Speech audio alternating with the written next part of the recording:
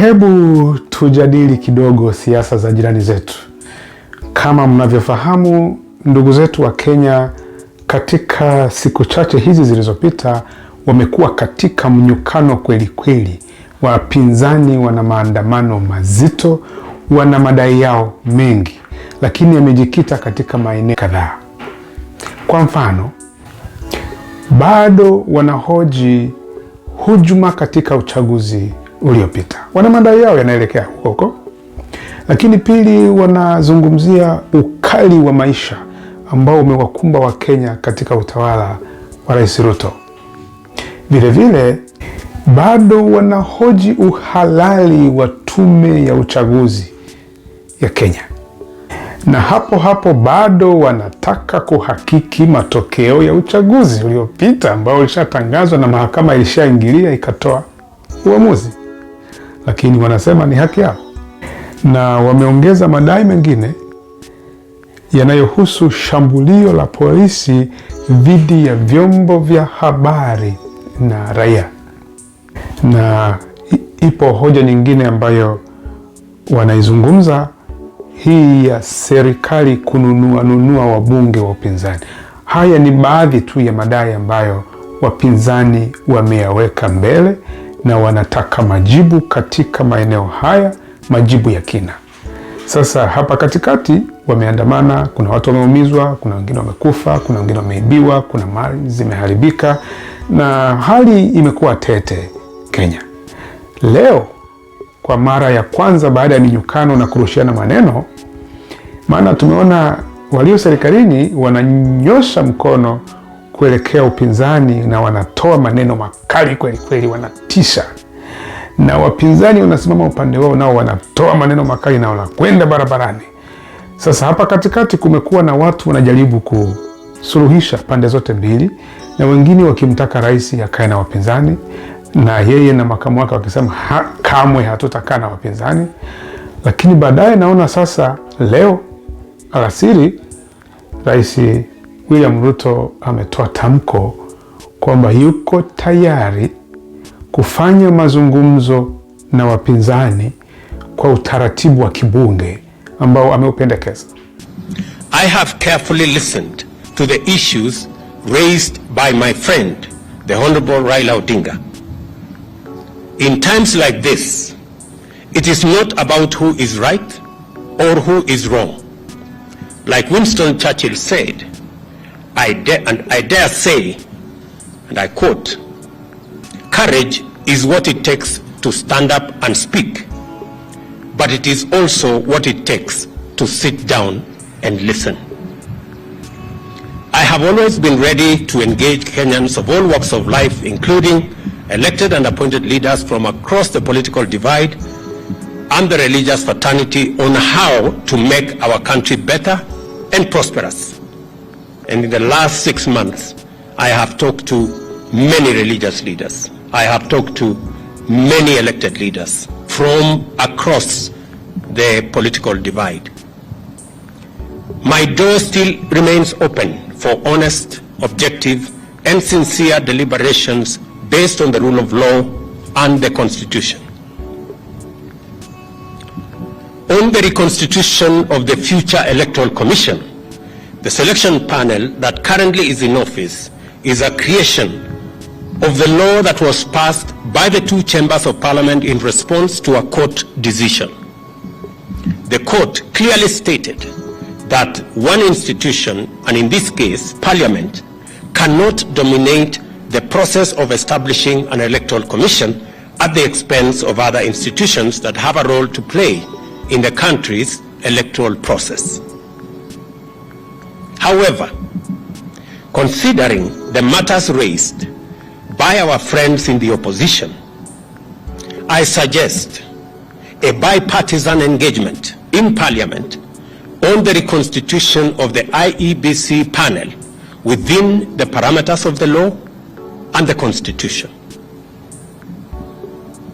In any case, as a Democrat and guided by the Constitution, I, on the 9th of December 2022, sent a memorandum to the Speakers of the National Assembly and Senate requesting the purposive intervention on implementation of the 2/3 gender rule, entrenchment in the constitution of the Constituency Development Fund, Senate oversight and national gender affirmative action funds, establishment of the position of the leader of opposition, and the improvement of parliamentary oversight of the executive.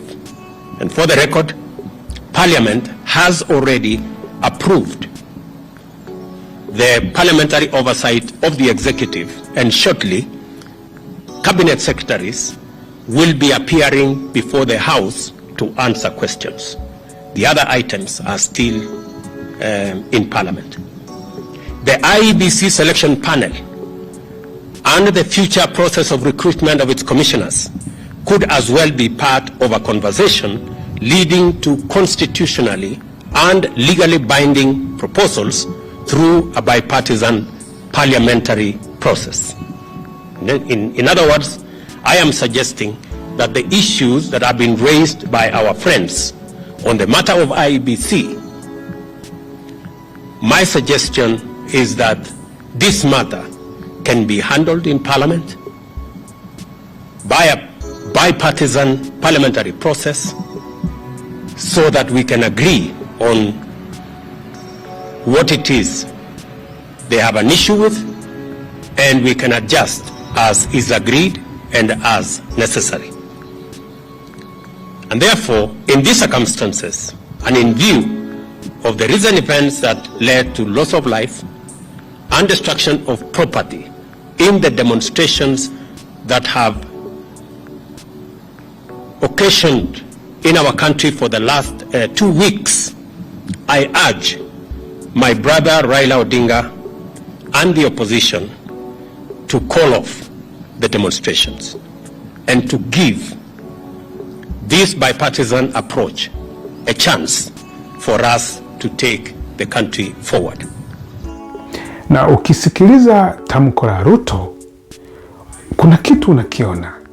Sio Ruto yule mbabe tuliyemzoea. Huyu ni Ruto mpole, Ruto ambaye anasema hatuhitaji kutazama sasa nani amekosea, nani yuko sahihi. Tunapaswa kutazama mustakabali wa Wakenya. Kwangu mimi, katika hotuba ya Ruto, nimeona hekima ya uongozi. Ubabe umeshuka. Sasa anazungumza akijua ana dhamana kubwa ya maisha ya Wakenya, na akifanya makosa, akifanya uamuzi mbaya, ukaharibu hicho kidogo kilichopo, atawajibika. Unaona, ameshuka. Sasa anazungumza kama kiongozi, ubabe pembeni. Muda mfupi baadaye, na kiongozi wa upinzani Raila Amolo Odinga, naye baada ya kukaa na viongozi wenzake, wakaja na tamko linalojibu tamko la rais, kwa sababu rais amewaomba wasitishe mapambano, wasitishe maandamano, waje kwenye meza ya mazungumzo kwa vikao vitakavyoongozwa na utaratibu wa kibunge. Sasa kuna wengine walitarajia kusikia Raila akisema hatutaki, hatukubali, tunaandamana. Hakufanya hivyo.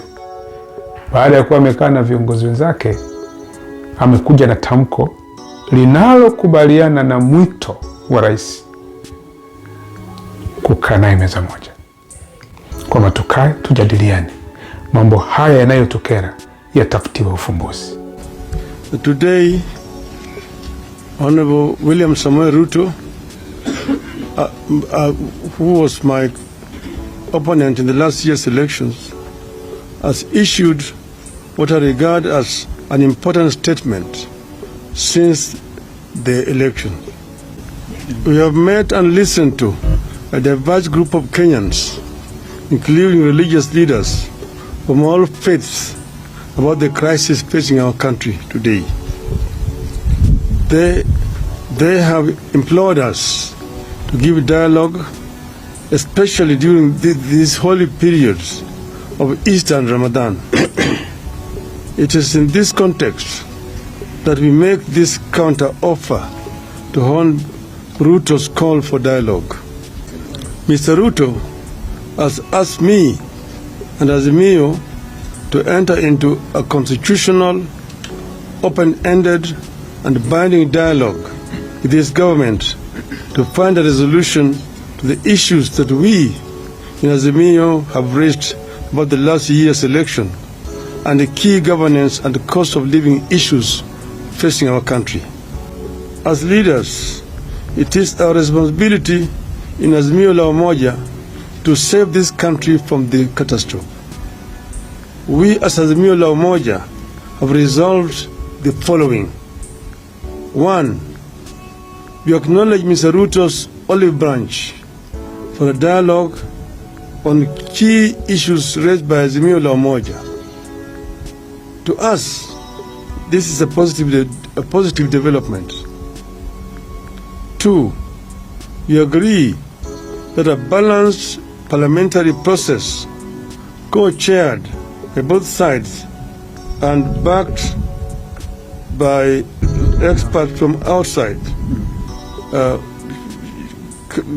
should proceed. In our view, this committee must be composed with immediate effect, with strict deadlines for resolving the crisis facing the country. 4. In accepting the call for the dialogue, we ask that all arrests and prosecutions related to our demonstrations be stopped with immediate effect. In view of the foregoing, we stand down our demonstrations for Monday, that is tomorrow, April 3rd, 2023.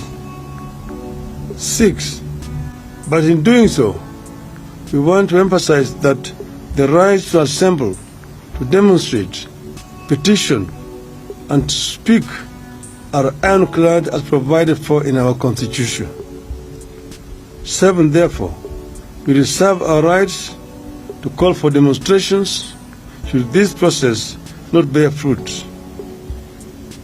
Should there be no meaningful engagement or response from Hon Ruto to our counter-offer, we resolve to resume our demonstrations after 1 week.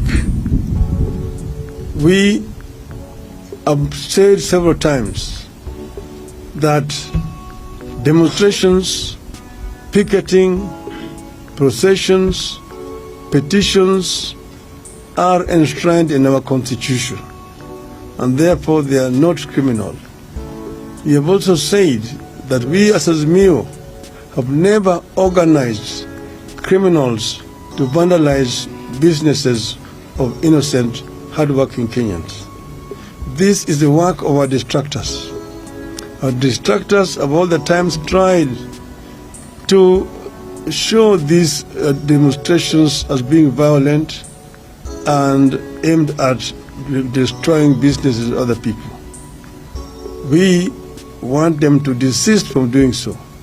And we want to underscore the point that demonstrations are a fundamental right of each and every Kenyan. Therefore, we would like to see other organizations, particularly human rights organizations, stand out and condemn these heinous acts which have been committed by the state. There have also been excessive use of force by the police. Police officers are meant to keep law and order. But if you find a situation where police officers are using live bullets against unarmed civilians, it is of course basically a reckless police force which wants to cause life which they are supposed to protect. We actually protest in the strongest terms possible about this violation of the fundamental rights of our people. We say that we are ready to embrace dialogue and that we will engage as long as Mr. Ruto and his team are ready to engage. We as Azimio are ready because we want a peaceful resolution to the differences that we are having in this country. We want to strengthen our democracy. We want our election to have meaning. We have also said that we do not want to see the 4 commissioners who had said no to be sacrificed. We want those commissioners to be reinstated so that we can be able to move in as a country in a one and a united way. So we are ready as Azimio. I'm saying in conclusion, we were ready to engage. We will engage without any kind of coercion in whatever way. And this process could start as early as tomorrow. I thank you. Kwa wote wawili naona hekima ya kiongozi imetawala. Na hapa kuna jambo la kujifunza. Ni haki ya viongozi hawa kufanya yote wanayoyafanya. Si sahihi kusema Raila hana haki ya kuandamana. Ni haki yake. Katiba yao inamruhusu. Haya yote anayoyafanya Raila yanalindwa na katiba ya Wakenya. Yanaweza yasikupendeze, yanaweza yasiwe ya kweli kabisa, yanaweza yakawa na kasoro katika uwasilishaji au katika hoja zinazowasilishwa, lakini ni haki yake. Ni haki ya Wakenya kudai wanachokidai, kwamba ni haki yao.